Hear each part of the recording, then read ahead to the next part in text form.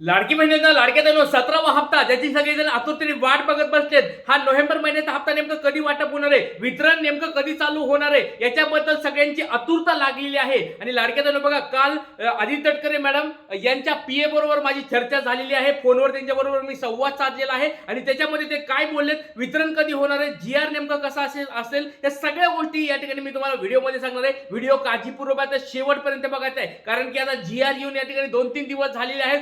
वाटप नेमकं कधी होणार आहे याच्याबद्दल लाडक्या विचारत आहेत, तर त्याच्या सगळ्या प्रश्नाची उत्तरं मी तुम्हाला देणार आहे. पण त्याचबरोबर बऱ्याच लाडक्या त्यांची ई केवायसी करताना परत चुका करत आहेत, नाहीच्या ठिकाणी होय करत आहेत, होयच्या ठिकाणी नाही करत आहेत. असे सगळे वेगवेगळे प्रश्न जे आहेत त्या प्रश्नाचे उत्तर देखील मी तुम्हाला पुराव्यासहित देणार आहे. व्हिडिओ काळजीपूर्वक शेवटपर्यंत बघायचा आहे. लाडक्या एक छोटा प्रश्न विचारतोय, सर्वांना 16वा हप्ता भेटलाय का? ई केवायसी सर्वांनी अपडेट केली आहे का? ज्यांच्या ई केवायसी चुकल्या होत्या त्यांनी अपडेट केली आहे का? आणि ज्या लाडक्या त्याला पती नाही आहेत, वडील नाही आहेत, त्यांनी आपली ही नवीन ई केवायसी करून घेतली आहे का? पटपट सर्वांनी कमेंट बॉक्स सांगायचंय. चला लाडकी वेळ बघेल तर व्हिडिओला डायरेक्ट सुरुवात करत आहे. बघा, 17वा हप्ता वाटप नेमका कधी होणार आहे, सर्वांचा हा प्रश्न यायला लागलाय आणि याच प्रश्नावर मी तुम्हाला उत्तर देणार आहे. आदित्य तटकरे मॅडम यांच्या पीए बरोबर मी चर्चा केलेली आहे, ते तुम्हाला सांगणार आहे. वाटप नेमकं कधी होणार आहे, वितरणाची तारीख काय असणार हे आपण बघू. त्याचबरोबर जीआर येऊन 3 दिवस झालेले. बघा, 8 डिसेंबरला जीआर आला होता, त्याच्यानंतर आता जवळजवळ 3 दिवस संपलेले आहेत.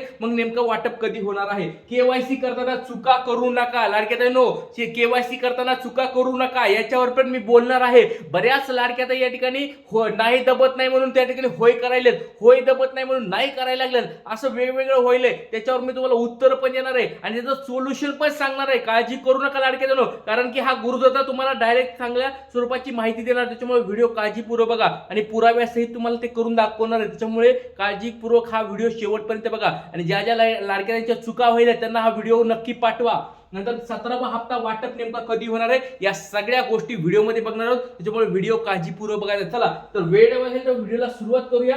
सगळ्यात पहिली गोष्ट म्हणजे 8 डिसेंबरला बघा लाडक्यांनो, 8 डिसेंबरला या ठिकाणी जीआर आला होता. 17व्या हप्त्याचा हा जीआर होता आणि 263.2 कोटी रुपये या ठिकाणी मंजूर झालेले आहेत. त्याच्यामुळे लाडक्यांनो परत सांगतोय, आता तुम्हाला बघा बऱ्याच लाडक्यांचं कसं होतंय की पैसे नाही आले, हिला पैसे आले, तिला पैसे आले की टेन्शन येतात. ह्या जिल्ह्यात आले, त्या जिल्ह्यात आले, पुण्यात नाही आले, नाशिकमध्ये नाही आले, असे लाडक्या या ठिकाणी टेन्शन घेतात. आणि मी प्रत्येक वेळेस तुम्हाला सांगतो लाडक्यांनो, काळजी करू नका, विश्वास ठेवा.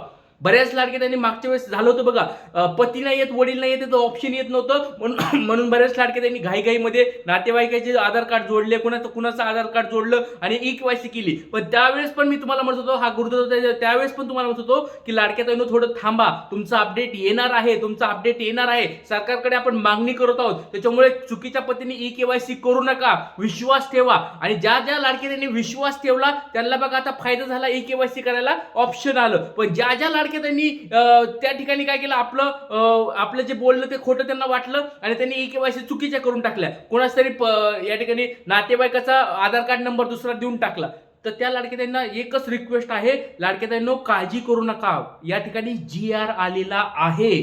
परत सांगतोय लाडक्यांनो, हात जोडून विनंती आहे, सर्व लाडक्यांनो कळकळीची विनंती आहे, काळजी करायची बिलकुल गरज नाहीये. जीआर आलेला आहे, वितरण 100% होणार. आता तुम्ही म्हणत असाल की सर मग कधी होणार, ते पण तुम्हाला सांगतो, काळजी करू नका. बघा, अधिवेशनाचा आज 5वा दिवस आहे, हिवाळी अधिवेशन चालू आहे. सगळ्याला एक गोष्ट सांगतो, हिवाळी अधिवेशन चालू आहे, आज अधिवेशनाचा 5वा दिवस आहे. त्याच्यानंतर 15 तारखेपर्यंत सरकार अधिवेशनात असणार आहे. काल जे आदित्य तटकरे मॅडम यांचे पीए बोललेत, मी ते तुम्हाला सांगायला लाडकेताईंनो, कारण की आपला डायरेक्ट या ठिकाणी आदित्य तटकरे मॅडमला पर्सनली मी कॉल केला होता, पण त्यांनी या ठिकाणी बिझी असल्यामुळे ते काय फोन त्यांनी उचललं नाही. त्यांच्या पीए बरोबर मग नंतर मी चर्चा केली, त्यांनी पण तेच सांगितलं आहे, सर या ठिकाणी अधिवेशनामध्ये आदित्य मॅडम ताई या ठिकाणी काय आहेत, बिझी आहेत थोडं, त्याच्यामुळे तुम्ही फोन वगैरे उचलू शकत नाही, किंवा या ठिकाणी बऱ्याच या ठिकाणी गोष्टी आहेत, त्याच्यामुळे अधिवेशनामध्ये असल्यामुळे लाडक्यांनो तुम्ही म्हणत असाल की सर आता जीआर आलाय मग वितरण व्हायला पाहिजे होतं, पण यावेळेस लाडक्यांनो अधिवेशन आले. सगळ्यात अगोदर सर्वात फास्ट आपल्या चॅनलवर ही मी माहिती देत आहे, काळजी करायची गरज नाही. परत सांगतोय, हात जोडून विनंती आहे, वितरण होणार, 100% होणार. GR आलेला आहे, अधिवेशन चालू आहे. अधिवेशन चालू असल्यामुळे या ठिकाणी मागे पुढे होऊ शकतं, अशा स्वरूपाचं या ठिकाणी वक्तव्य या ठिकाणी होत आहे लाडक्या ताईंनो. त्याच्यामुळे काळजी करू नका. 15 डिसेंबर पर्यंत या ठिकाणी जरी नाही आलं तरी आपल्याला काळजी करायची गरज नाही. जर आलं अगोदर लाडक्या ताईंनी आधी तटकरे मॅडमला थोडा वेळ भेटला किंवा त्या ठिकाणी निर्णय घेतला तर अगोदर पण भेटेल. आज 12 तारीख आहे, अजून 15 तारखेपर्यंत आपल्याला अधिवेशनापर्यंत वाट बघायची लाडक्या ताईंनो. ही गोष्ट लक्षात ठेवा, कारण की मी मधल्या गोष्टी तुम्हाला मी डायरेक्ट सांगत आहे. 15 डिसेंबर पर्यंत अधिवेशनापर्यंत आपल्याला या ठिकाणी वितरणाचे चान्सेस खूप कमी आहेत. जे असतं मी ते डायरेक्ट तुम्हाला बोलतो लाडक्या ताईंनो. मागे मी तुम्हाला बोललो होतो 10 डिसेंबर पर्यंत तुम्हाला गुड न्यूज भेटणार. GR आला, गुड न्यूज आली होती. पण आता त्यावेळेस नंतर मी तुम्हाला सांगितलं होतं की तुम्हाला हप्ता भेटणार आहे. पण मी काल नंतर परत विचारलं की नेमकं कधी हप्ता भेटणार आहे, तर 15 डिसेंबर ही तारीख समोर येत आहे. 15 डिसेंबर पर्यंत अधिवेशनापर्यंत या ठिकाणी हालचाली होणार नाहीयेत, कारण की सरकार अधिवेशनामध्ये व्यस्त आहे. आता एक ही तुम्हाला गोष्ट क्लिअर केली. महाराष्ट्रामध्ये आपल्या या युट्यूब चॅनलवर, ट्रिक्स गुरु या युट्यूब चॅनलवर ही मी माहिती तुम्हाला देत आहे लाडक्या ताईंनो. आपल्या चॅनलवर एकदम योग्य माहिती दिली जाते. त्याच्यामुळे कुणी काही घाई गडबड करू नका आणि तोपर्यंत तुमच्याकडे EKYC करायला चान्स आहे. EKYC करून घ्या. आता तुम्हाला जास्त मी याच्यावर काय बोलणार नाहीये. ज्या गोष्टी होत्या 17व्या हप्ता वाटपाबद्दल तुम्ही मला प्रश्न विचारत होता की सर नेमका कधी होणार आहे, कधी होणार आहे, त्याच्यावर मी उत्तर दिलेलं आहे. चला आता पुढचं आहे GR. तर 8 डिसेंबरला येऊन गेलाय. 17वा हप्ता कधी मिळणार आहे, तर हे तुम्हाला 15 तारखेपर्यंत आता थोडं वेट करायचं आहे लाडक्या ताईंनो. जे आहे ते मी स्पष्ट बोलतो. भले तुम्हाला वाईट वाटेल, काही होईल, पण जे सत्य आहे ते मी या ठिकाणी बोलत असतो लाडक्या ताईंनो. डायरेक्ट तुम्हाला मी सांगितलेलं आहे 15 डिसेंबर पर्यंत फक्त आपल्याला थोडी वाट बघायची. आलंच तर चांगलंच होणार आहे, पण 15 डिसेंबर पर्यंत अधिवेशनामध्ये सरकार व्यस्त आहे. त्याच्यानंतर 17वा हप्ता, 18वा हप्ता एकत्र भेटायला पाहिजे.